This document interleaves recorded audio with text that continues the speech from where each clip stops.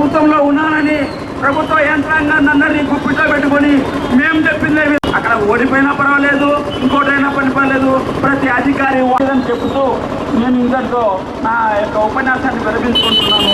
తదుపరి కార్యక్రమం రాజీనామా చేయాలి, అవినీతి పరుడైన ముఖ్యమంత్రి.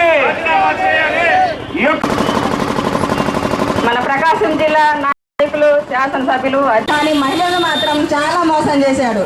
ఈ విధంగా 3,000 రూపాయలు వడ్డీకి ఈరోజు ఈ రాష్ట్ర చరిత్రలో ఇది ఒక దుర్దినం, ఇది ఒక బ్లాక్ డే. ఈ రాష్ట్ర చరిత్రలో కారణం ఏమిటంటే రాష్ట్ర ప్రజలు ఎంతో నమ్మకంతో మా బాగోగులు చూస్తాడు.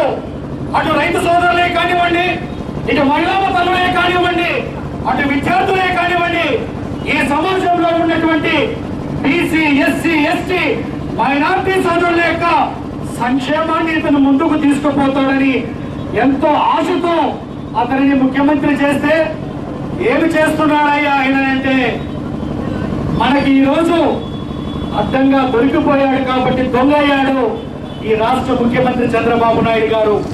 అతని నిజ స్వరూపం తెలిసినటువంటి ప్రతి వ్యక్తికి అతను తెలుసు, అతను ఎప్పుడూ వెన్నుపోటుదారుడు.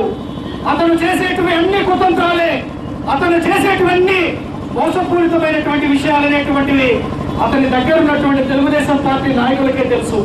ఏ మాత్రం కూడా అవినీతి రాష్ట్రంగా చేసినటువంటి చంద్రబాబు నాయుడు, అవినీతిలో పీకల దాకా కూరుకుపోయినటువంటి చంద్రబాబు నాయుడు ఈ రాష్ట్ర ప్రజలని, రైతు సోదరులని, మహిళా తల్లులని, నిరుద్యోగులని, యువకులని అందరినీ కూడా నయవంచన చేసినటువంటి ఈ చంద్రబాబు నాయుడు పదవిలో కొనసాగేటువంటి నైతిక అర్హత కోల్పోయాడు. కాబట్టి తక్షణమే ముఖ్యమంత్రి పదవి నుంచి వైదొలగాలని వైఎస్ఆర్ కాంగ్రెస్ పార్టీ పక్షాన మేము డిమాండ్ చేస్తూ, మాత్రం సిగ్గు శరమ ఉన్నటువంటి వ్యక్తి అయితే నీతులు వల్లించడం కాదయ్యా, నిప్పు లాంటి మనిషిని అన్నావు, నీలో నిజాయితీ నిప్పులాగుంటే వెంటనే రాజీనామా చేయమని చెప్పి కోరుతూ ఈ రోజు ఈ యొక్క కార్యక్రమాన్ని ఎంత పెద్ద ఎత్తున దిగ్విజయం చేసినటువంటి వైఎస్ఆర్ కాంగ్రెస్ పార్టీ నాయకులకి, కార్యకర్తలందరికీ కూడా మనస్ఫూర్తిగా వారికి ధన్యవాదాలు తెలియజేస్తూ